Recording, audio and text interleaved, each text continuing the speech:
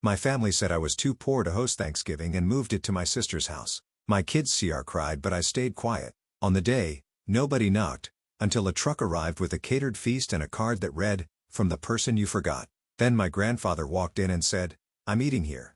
Everyone else followed him. My sister looked me in the eye and said I was too poor to host Thanksgiving. Just like that. Like money was all that mattered. The camera would be tight on my face, but I wouldn't be crying. Not yet. Just steady. Focused. My kids had already made little place cards.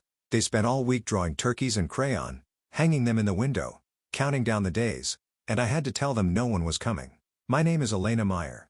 I'm a single mom of two. I work night shifts at the hospital and come home to two bright-eyed kids who don't care if our plates match or if the turkey's from the discount freezer bin. They care that we're together, that we sit at the table, say what we're thankful for, and laugh over pie. That's what Thanksgiving has always meant in our house. But this year, my family decided something else mattered more. My sister Marla and her husband invited everyone to her brand new house in the suburbs. Big kitchen, granite countertops, a formal dining room she's never used. She called me 4 days before Thanksgiving and said, "It's just better this way." I didn't argue. I didn't ask why no one stood up for me. I didn't say anything at all, because if I spoke, I knew I wouldn't be able to hold it together. I just smiled and told the kids it would be a small dinner this year. Just the three of us. They tried to be brave, but on Thanksgiving morning, I set our little table anyway. Bella placed her paper crafts carefully at each seat. Luca folded napkins like he'd seen in a restaurant once, all proud. I tried to keep it together. Then I heard it. A knock at the door. I wasn't expecting anyone. Not a single person had texted me that morning. My sister hadn't even sent a generic Happy Thanksgiving. So when I opened the door, I was stunned. A man in a black jacket stood holding two massive silver trays, steam curling out from beneath the lids. Behind him, a delivery truck, the kind you'd see outside a wedding venue or upscale catering hall. He glanced at a clipboard and asked, "Elena Meyer?" I nodded, too confused to speak. "Thanksgiving delivery," he said. "Whole spread. Someone sent this for you." I stared at the trays, smelled rosemary, butter, pumpkin spice, real mashed potatoes, gravy, pecan pie. Inside the box was a simple white envelope, no return address, just my name. I opened it. The card said, "From the person you forgot." And before I could even process what that meant, before I could blink, another knock. I opened the door again and standing there was my grandfather. He looked straight at me and said, "They can eat at Marla's if they want. I'm eating here." He walked past me, took off his coat and nodded toward the table, and that's when everything started to change. People think Thanksgiving is about food, the turkey, the stuffing, the pie, but it's not. Not really. It's about who you share it with. It's about stories over mashed potatoes and remembering who brought the burnt rolls last year. It's about belonging. And for the last 5 years, Thanksgiving belonged to us. Me, my kids, and the rest of my family. In our little house with the scuffed-up floors and the mismatched plates. After my mom passed, everyone naturally started coming to my place. I think they saw it as neutral ground. My sister Marla had her own perfect life with her picture-perfect decor. But my place, it felt warm. It felt like mom's. I'm Elena Meyer. I'm 35, a nurse, and a single mom to 2 kids who have no idea how hard I work to make our world feel whole. I never planned on raising them alone. Their father left when Bella was just a baby. He didn't leave a note, just his silence. But we managed. Our home is small, a 2-bedroom rental in a quiet neighborhood on the edge of town. It's the kind of place where you can smell what your neighbor's cooking if the windows are open. In the fall, leaves pile up in the backyard and the front steps creak if you put your weight in the wrong spot. It's not glamorous, but it's ours. This year, the kids were more excited than ever. Bella, my 7-year-old, made paper garlands in fall colors and hung them across the archway between the living room and kitchen. Luca, who's 10 and already thinks like an artist, sketched a cornucopia in colored pencil and taped it above the dining table. They asked every day how many people were coming, what time Grandpa would arrive, whether Aunt Janice was bringing her famous sweet potatoes. I didn't have much to spend. Between rent, groceries, and the car needing new tires, I had to budget every dollar. But I planned carefully, bought ingredients over 3 paychecks, picked up a turkey breast instead of a full bird, found a recipe online for homemade rolls that only needed flour, yeast, and a little love. The plan was tight, but it felt good. Familiar, like I could still give my kids something to hold on to. The kitchen was where I felt closest to my mom. She used to when she cooked, always barefoot, always a little flour on her cheek by the time the pie was in the oven. I caught myself humming once. Same tune she used to sing and it brought tears to my eyes. I wiped them quickly. The kids were watching. There's a photo of her on our fridge. She's holding a spatula, standing next to me at 14. That Thanksgiving, she let me make the green bean casserole by myself. She called it the beginning of the handoff. I didn't know then how fast that handoff would come.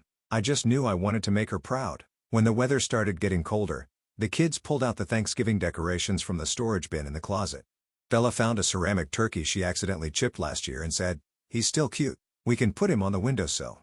Luca made a list of who would sit where. He drew little cards with everyone's name, added doodles. "I put a leaf on Grandpa Frank's because he loves raking," he told me, grinning. They didn't see how tired I was. They just saw a mom who made holidays feel like magic. I never told them how much I worried, how late I stayed up checking bank balances and coupon codes, how every year I quietly hoped no appliance would break before Thanksgiving Day. I didn't let them see that side. They deserve joy, not stress. They deserve the version of Thanksgiving where everything feels warm and full. So I planned. I prepared. I smiled. When Marla called 4 days before Thanksgiving and said, "It's just better if we host this year," I felt something in my chest tighten. She said it so smoothly, like it had already been decided by everyone but me. I looked at my kitchen after that call, at the hand-traced turkeys taped to the fridge, at the grocery list on the counter, at my daughter's cut-out construction paper pumpkins taped to each dining chair. I took a deep breath and said nothing, because in that moment, I still believed they'd remember what this kitchen meant, what it held, what we'd built here year after year. But I was wrong. It happened on a Monday, 4 days before Thanksgiving. I had just gotten home from a long shift at the hospital. I was standing at the stove stirring a pot of canned soup when my phone buzzed. It was Marla. I hesitated before answering. She never called unless it was about some family announcement or her latest home project. Her voice was calm but clipped. "Elena, we've all been talking," she began. I felt my stomach tighten. "We just think it might be better if I host Thanksgiving this year." I blink. "What? I mean, your place is just kind of small, you know? It's been tight the last few years, and you've been working a lot. It's probably a relief, right?" A relief. That's what she called it. I didn't say anything. I just listened. Soup started to bubble over, but I let it. I couldn't take my eyes off the drawing Luca had taped to the fridge. It said, "Welcome, family," in crooked letters with a hand-drawn table underneath it. All 12 chairs filled in. Marla kept talking. "Look, it's not a big deal. It's just that with the kids running around and everything, my place has more room. Greg's got the outdoor heaters set up, and the kitchen is big enough to hold everyone. It's always been at my place," I said quietly. "Right, but that was before," she replied, as if that meant anything at all. "We just thought this year, it might be more comfortable." "We?" I asked. She hesitated. "Well, yeah." Everyone agreed it would be easier. Everyone. That word hit hard. Not just Marla, not just her husband, my Uncle Roy, my Aunt Janice, my cousin Mia, even Grandpa Frank maybe. None of them thought I was worth defending. No one called to say, "We want to come to your place like always." No one checked to see how I felt. I felt myself shrinking, holding the phone tighter like I was holding the last thread of something fragile. I told her, "Sure, that's fine." She said, "Great. I knew you'd understand." Then she hung up like it was nothing. Like she hadn't just swept away 5 years of tradition in a 30-second phone call. When I turned around, Bella was standing there in her fuzzy socks, holding a paper turkey she had just finished coloring. "Mom, was that Aunt Marla?" I nodded. "Is she coming early to help?" she asked. I couldn't lie fast enough. "Actually, sweetheart, Thanksgiving's gonna be a little different this year." Her face dropped. "Are we not having it here?" I forced a smile. "We're going to have a small one. Just us. A cozy dinner, but I already made decorations. I was going to sing the thankful song for everybody." "I know, baby." She looked at the table where she had set out her hand-drawn napkin rings. "Why doesn't anyone want to come?" "It's not about that," I said, though I wasn't sure if I believed it. She walked to her room and closed the door without another word. Luca came out a few minutes later. He had overheard enough to know. He didn't cry. He just asked, "Should I take the banner down?" I wanted to say no. I wanted to say they were wrong, that we were still hosting, that none of it mattered, but I couldn't, not when my voice was already shaking. He pulled the construction paper banner off the wall himself, folded it carefully, didn't look at me as he did it. That night, I stayed up after they went to bed. I sat in the living room with the lights off, staring at the empty table. I thought about canceling everything. Maybe I'd pick up a pizza, watch a movie with the kids, try to make the day pass quietly. Maybe if I said nothing, it wouldn't hurt as much. But then, I looked around that little room and I saw what they had built. What I had built. A house that held every laugh from every holiday since my mom passed. A place where my children knew they belonged. A place filled with glue stick crafts and burnt rolls and love. And that's when I made my decision. We would still have Thanksgiving. even if no one came. The morning before Thanksgiving, I stood in the grocery store staring at the last shelf of cranberry sauce. 2 cans left. I picked one up, held it in my hand, and thought about how my mom used to joke that it didn't matter if it was fresh or from a can as long as it was on the table. She always put it in the same white dish with the little blue flowers around the rim. I still had that dish tucked in the cabinet behind the chipped mugs. I dropped the can into the basket and moved on. 1 small turkey breast, a bag of potatoes, green beans, 2 boxes of stuffing mix, and a frozen pie. I didn't have enough for anything fancy, but I had enough. I kept reminding myself that it wasn't about impressing anyone. It was about showing my kids that love didn't leave just because people did. Back home, Bella was cutting out paper leaves and writing words on them like hope and family. Luca had drawn a new sign.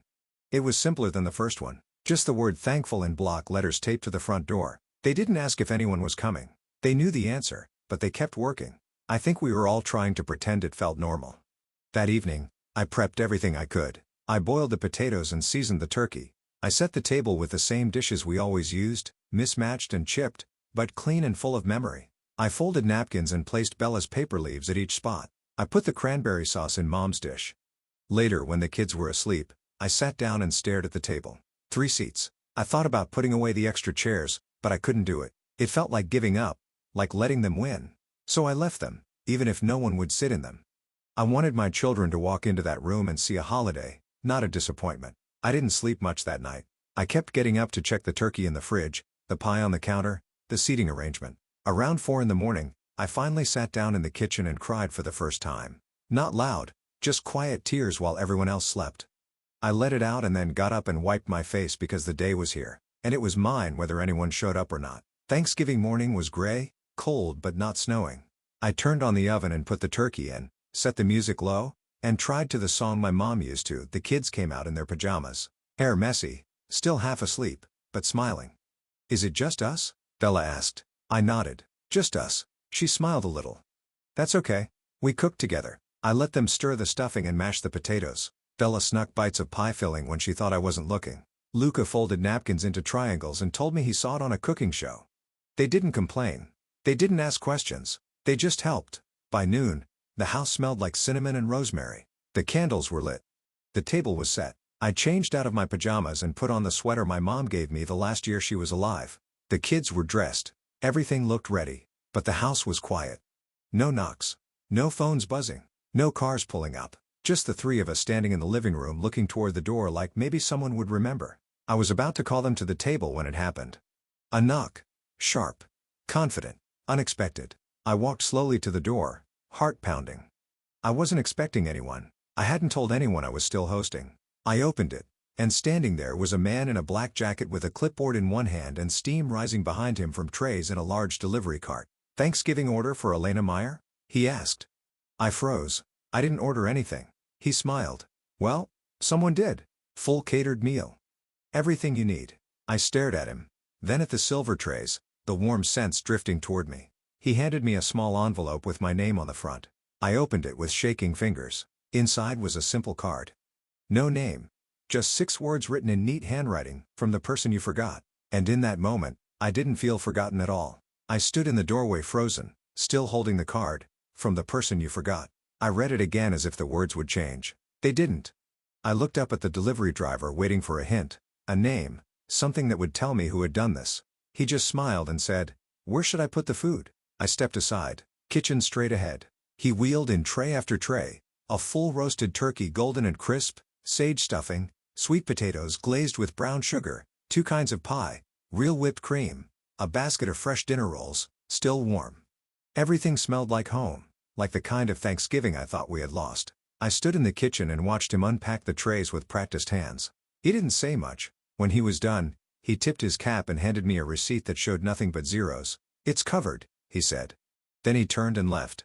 I heard Bella behind me whisper, "Mom, did you do all this?" I shook my head. "No, sweetheart, someone else did." Luca stepped closer to the table and stared at the food, eyes wide. "This looks like something from one of Grandpa's stories." Before I could answer, another knock came. I turned, my heart racing again. I walked to the door and opened it. There, standing on my porch in a wool coat and a flat cap, was my grandfather, Frank Meyer, 78 years old, former Army sergeant, the kind of man who only speaks when he means it. He looked me in the eyes and said, They can eat at Marla's if they want. I'm eating here. He stepped inside without waiting for an answer, took off his coat, and laid it neatly over the back of a chair. Then he turned toward the table. "Well," he said, "somebody set this up right. Who made the napkins into triangles?" Luca beamed. "I did." Grandpa nodded. "That's the kind of detail that makes a meal feel special." He sat down in his usual seat at the head of the table, the same seat he took every year in our house. Then he looked up at me. "I know what they said, and I know what they didn't say. But I also know this is where your mother would have wanted to be." I felt something in my chest crack open, not from sadness, but from relief, from the weight of finally being seen. Then came another knock. I opened the door, and there was my Aunt Janice. She was holding a bowl of her famous sweet potatoes, still steaming, her eyes already watery. "I'm sorry, Elena," she said. I should have said something. Behind her was Uncle Roy carrying a bag of drinks. Then came Mia, my cousin, holding her toddler in one arm and a dish of mac and cheese in the other. "I told Marla I wasn't feeling well," she said with a small laugh. "I guess I lied." Each of them stepped inside, eyes soft, hands full, no one needing to explain much. They knew they had followed the crowd, and now they were choosing differently. Soon my little house was filled with voices and footsteps and the sound of chairs scraping across the floor. The candles flickered. The kids ran from room to room showing their crafts and drawings. Then, finally, Marla arrived. She stood at the door with a casserole dish in her hands and a look on her face like she wasn't sure if she belonged. I opened the door, but said nothing. She stepped inside, looked at the table, then at Grandpa. "I didn't know everyone would come here," she said, her voice low. Grandpa didn't look up from his plate. He just said, "Maybe next time, don't forget who the heart of this family is." No one spoke for a moment. Then Bella walked up to her and said, "You can sit next to me if you want."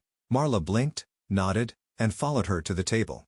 When we all sat down, the room felt full in the best way. Full of food, yes, but also full of something that had been missing for a while. Gratitude, forgiveness, presence. Grandpa raised his glass. "To Elena," he said, "who made this house a home and never needed anyone's permission to do it." Everyone raised their glasses, even Marla. And that was the Thanksgiving I didn't host, but it was the one that reminded everyone what family really means. The day after Thanksgiving, I stood in my kitchen surrounded by empty pie tins, stacked plates, and crumpled napkins. The house was quiet again. The warmth still lingered, not just from the oven, but from the people who had filled the space with laughter, stories, and something we hadn't shared in a long time: honesty. It had been the most unexpected Thanksgiving of my life, not because of the food or the surprise delivery or even the moment Grandpa walked through the door like it was never a question where he belonged. What made it unforgettable was the shift. Something in the air had changed. The lines between pride and resentment, between silence and truth, had finally cracked. Bella sat at the kitchen table with a piece of pumpkin pie for breakfast. She had her stuffed rabbit tucked under one arm and was humming softly as she licked whipped cream off her fork. Luca was on the floor nearby sketching a new Thanksgiving banner. This one had all our names on it, including Grandpa's, Aunt Janice's, even Marla's. I asked him, "You're adding everyone?" He nodded. "They came, didn't they?" I smiled. "Yes, they did." He looked up at me. "Will we host again next year?" I thought about it. Not the logistics, not the grocery budget, or the dishes, or the space. I thought about what it meant for him to ask that. I thought about what it meant to finally feel chosen without asking to be. "Yes," I said. "I think we will." That night, after the kids went to bed, I found the card again. I had left it on the mantel, still sealed in the envelope it came in. 6 words that rewrote the day. From the person you forgot. I read them again, slower this time. I thought about who it could have been. At first, I believed it was Grandpa. It made sense. The timing, the message, the way he walked in like the head of the table had never moved. But something in his eyes when he saw the food said otherwise. He had been surprised too. Maybe it was someone else. Maybe Mia. Maybe one of the nurses from work. Maybe it didn't matter. Maybe the point wasn't who sent it, but what it reminded me of. That I mattered. That being overlooked doesn't mean being invisible forever. That sometimes, when people finally see what's missing, they come back. And sometimes, you don't need to chase them to remind them who you are. For years, I let myself believe that gratitude was about being quiet, about keeping my head down and accepting whatever was given. I thought hosting Thanksgiving was a privilege I had to earn, that I had to prove I was good enough, stable enough, successful enough to belong. But that day, I learned something different. I wasn't too poor to host Thanksgiving. I was too underestimated, too easy to dismiss, too quiet about what I gave. And maybe that's what needed to change. The truth is, families don't fall apart because of money. They fall apart because people stop showing up for each other. They fall apart when traditions turn into obligations and love gets measured by square footage and serving platters. This year, no one brought matching dishes. People sat wherever there was space. The kids spilled juice. We ran out of forks halfway through dessert, and yet it was the most beautiful Thanksgiving we'd ever had, because it wasn't about appearances. It was about presence, about humility, about coming back when it would have been easier to stay away. Marla sent me a text that night. No long apology. Just one sentence. Thank you for reminding me what matters.